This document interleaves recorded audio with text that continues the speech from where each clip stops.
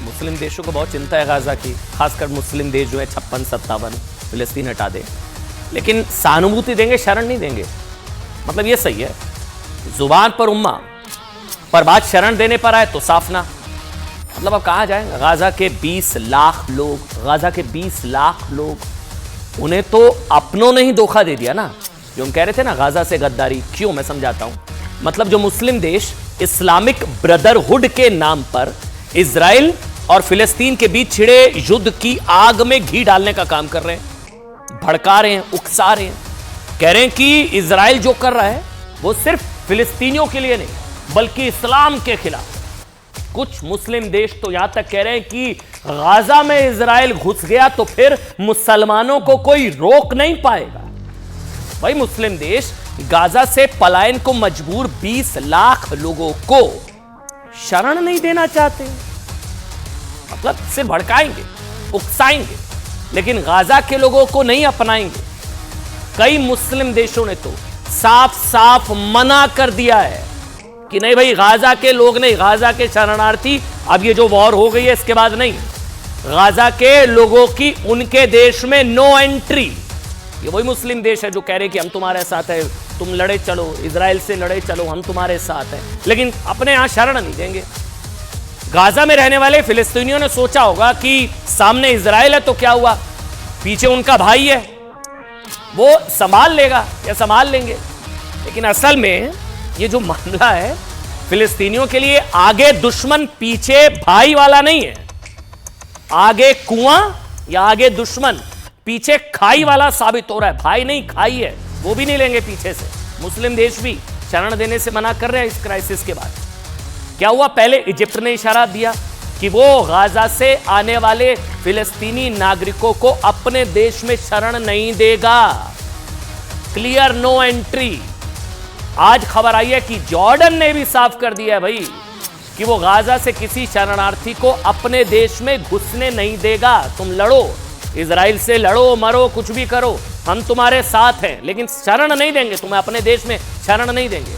मतलब फिलिस्तीन को छोड़ दें तो OIC यानी कि Organisation for Islamic Cooperation, OIC में अगर फिलिस्तीन को अलग कर दें तो 56 देश है, वैसे 57 कंट्रीज है, लेकिन फिलिस्तीन को अलग करें तो 56 इस्लामिक मुल्क है। गाजा के 20 लाख लोग पलायन को मजबूर है इस हिसाब से, और सबसे ज्यादा सहानुभूति मुस्लिम देशों को है गाजा से।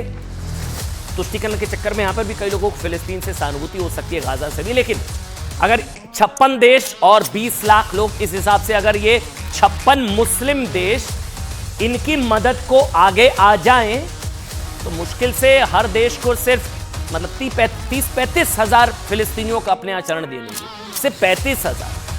लेकिन ना, मजाल है इनमें से कोई भी देश आगे आकर कह दे कि भाई फिलिस्तीनी हमारे ही भाई बहन हैं, हम रख लेंगे उन्हें। यानी एक तरफ तो इस्लाम के नाम पर दिखावे वाली यारी, और दूसरी तरफ गाजा के तड़पते बिलखते लोगों के साथ मुस्लिम देशों की यह सबसे बड़ी गद्दारी। क्या यही है इस्लामिक ब्रदरहुड का असली चेहरा?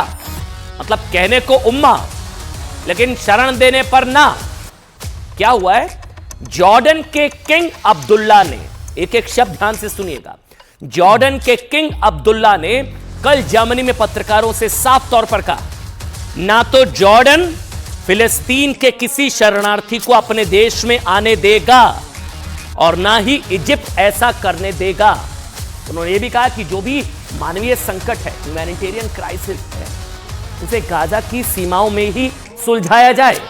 मतलब जो खतरा इजराइल गाजा के लोगों से महसूस कर रहा है, वही खतरा उन्हें शरण देने में मुस्लिम देश भी इस क्राइसिस के बाद महसूस करें। हां, लेकिन मुस्लिम देशों ने यह जरूर साफ कर दिया है कि गाजा तुम बढ़े चलो, इजराइल से लड़े चलो, वो तुम्हारे साथ है, वो उनके साथ है, लेकिन शरण नहीं देंगे, शरण। Is a red line because I think that is the plan by certain of the usual suspects to try and create de facto issues on the ground. No refugees in Jordan, no refugees in Egypt. No refugee, no refugee, कोई शरणार्थी नहीं चाहिए। वहीं लड़ो Israel, हाँ तुम लेकिन लड़ो इजराइल से, भिड़ो, लड़ो, मरो, कुछ भी। अब इसमें से कई देश ऐसे हैं जिनका इस्लामिक मुल्कों के बीच काफी रुतबा रहा है। ये देश खुद को लगभग इस्लामी दुनिया का ठेकेदार मानते हैं, लेकिन इन्हें अपने धर्म के उन लोगों को शरण देने से परहेज है जिनके हक की लड़ाई लड़ने का दावा ये सारे देश करते हैं। तब आप सोचिए इसका कारण सिर्फ इतना है। क्या कारण हो सकता है? आप में से बहुत लोग सोच रहे होंगे कि मुस्लिम देश क्यों नहीं शरण दे रहे हैं फिलिस्तीन के शरणार्थियों को या गाजा के 20 लाख लोगों को। सिर्फ इतना है कि मुसलमानों को सताया जा रहा है जैसे शब्द इन देशों की राजनीति को तो सूट करते हैं, पॉलिटिक्स को तो सूट करते हैं। मुसलमान खतरे में, मुसलमानों को सताया जा रहा है, लेकिन अगर वही मुस्लिम इनके देश में आ जाए तो इन्हें अलग ही डर सताने लगता है। कुछ हद तक वाजिब भी है ये डर। अब मैं आज आपको थोड़ा सा इतिहास बताऊंगा, इसको एक एक शब्द को ध्यान से सुनिएगा। ये जो डर है ना मुस्लिम देशों का कि फिलिस्तीन या गाजा के शरणार्थियों को हम अपने देश में नहीं लेंगे, इसके पीछे की ना कुछ वजह है। डर वाजिब है। 1968 में जॉर्डन ने कहा नो रिफ्यूजी। 1968 में इसी जॉर्डन ने पैलेस्टीन लिबरेशन ऑर्गेनाइजेशन को अपने देश से ऑपरेट करने की इजाजत दे दी। जी हां, ये इतिहास है। तब पीएलओ जॉर्डन के साथ मिलकर इजराइल के खिलाफ युद्ध लड़ रहा था, और देखते ही देखते क्या हुआ, पीएलओ ने जॉर्डन के लोगों के बीच अपनी साख बना ली। फिर एक दिन ऐसा आया कि पीएलओ ने जॉर्डन के उस समय के राजा हुसैन का ही तख्ता पलट करने की कोशिश शुरू कर दी, और कई मौकों पर उनकी हत्या का भी प्रयास किया गया। इसके बाद जॉर्डन की सेना और पीएलओ के बीच गृह युद्ध छिड़ गया जो 1971 तक चलता रहा। इसलिए आज भी जॉर्डन फिलिस्तीनियों को शरण देने से घबराता है, इनको शरण नहीं देंगे। लेकिन शायद जॉर्डन को लगता है कि अभी शरण मांग रहे हैं, फिर एक दिन सत्ता भी मांग लेंगे। खैर 1970 में जैसे तैसे जॉर्डन ने फिलिस्तीनी लड़ाकों को बाहर का रास्ता दिखाया तो ये लड़ाके पहुंच गए कहां? लेबनान। 1975 आते आते लेबनान में बसे पीएलओ और उसके लड़ाके लेबनान के लोगों से गृह युद्ध लड़ने लगे। 1982 में जाकर फिलिस्तीनियों को लेबनान से बाहर निकाला जा सका। डर समझ रहे क्यों नहीं इनको लेना चाह रहे हैं लोग? शायद यही वजह है कि अब कई इस्लामिक मुल्क फिलिस्तीनियों को शरण देने से डरते हैं। सहानुभूति देंगे, शरण नहीं देंगे। लेकिन ये तो बात रही इतिहास की। देखिए जॉर्डन, लेबनान, इजिप्ट के अलावा भी दुनिया के कई इस्लामिक देश हैं, वो ये पहल कर सकते हैं। सब मिलाकर थोड़े थोड़े शरणार्थियों को अपने देश में बसा सकते हैं, 30-35 हजार। कई इस्लामिक देश तो ऐसे हैं जिनके पास अथाह पैसा है, जमीन की भी कोई कमी नहीं है, लेकिन अपने यहां कोई नहीं बसाना चाह रहा फिलिस्तीनियों को, गाजा के लोगों को। अभी क्राइसिस के बाद उन्हें फिलिस्तीनियों को शरण देने में कोई परेशानी भी नहीं होनी चाहिए, और ऊपर से उन्हें दुआएं भी मिलेंगी। वो तो साथ है, गाजा हमास के भी साथ है, कई मुस्लिम देश तो फिलिस्तीन के भी साथ है। इजराइल तो आतंकी मुल्क है उनके लिए, तो दे दीजिए शरण, बसा लीजिए अपने पास। लेकिन ज्यादातर देश बहाना करते हैं कि अगर उन्होंने शरणार्थियों को अपने यहां बसाया तो उन पर आर्थिक बोझ बढ़ जाएगा। लेकिन ये देश भूल जाते हैं कि अगर इरादा वाकई इंसानियत की रक्षा करना का हो तो कुछ भी किया जा सकता है। भारत से ही सीख लीजिए भाई। उदाहरण के लिए याद करिए 30 से 40 साल पहले तक भारत बहुत गरीब देश हुआ करता था, पर फिर भी जब 1970 की शुरुआत में तब के पूर्वी पाकिस्तान में बंगाली मुसलमानों का पाकिस्तान की सेना नरसंहार कर रही थी, तब भारत ने वहां के 1 करोड़ से ज्यादा लोगों को हमने शरण दी, भारत ने शरण दी। इनमें से ज्यादातर बंगाली मुसलमान थे। जब युद्ध खत्म हुआ और बांग्लादेश बन गया, तभी इनमें से ज्यादातर शरणार्थी अपने घरों को वापस लौटे, क्योंकि भारत का विश्वास हमेशा असली ब्रदरहुड यानी कि बंधुता, वैश्विक बंधुता में रहा है। इसलिए हम वसुधैव कुटुंबकम की बात करते हैं। मुस्लिम देश चाहें तो भारत से सीख सकते हैं, और पूरी दुनिया को एक परिवार हम लोग मानते हैं। बांग्लादेशियों को नहीं, फिलिस्तीन के लोगों को भी भाई शरण देने में भारत कई देशों से आगे रहा है।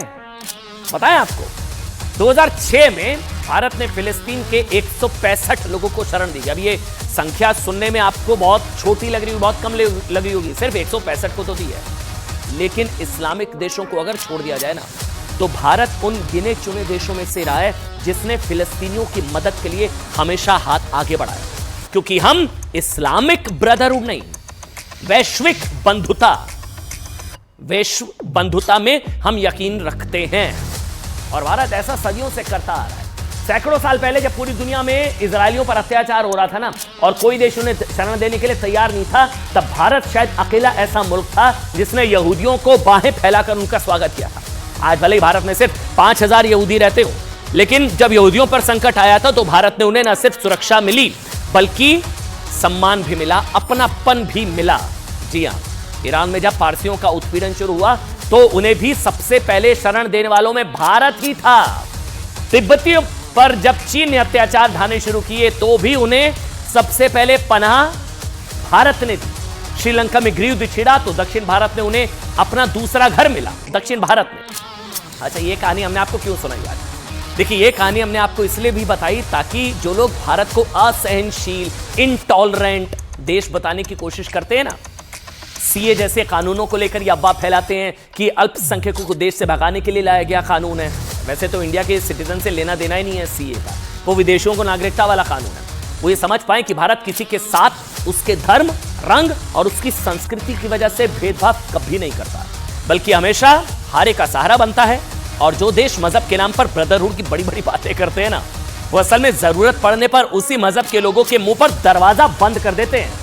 हाँ, इतना जरूर है, हमास को लड़वाने भिड़वाने में ये देश पीछे नहीं है। ईरान के सर्वोच्च धार्मिक नेता आयतुल्ला खमेनी ने भी कहा है कि लड़ाई आगे बढ़ी तो मुसलमानों को कोई रोक नहीं पाएगा।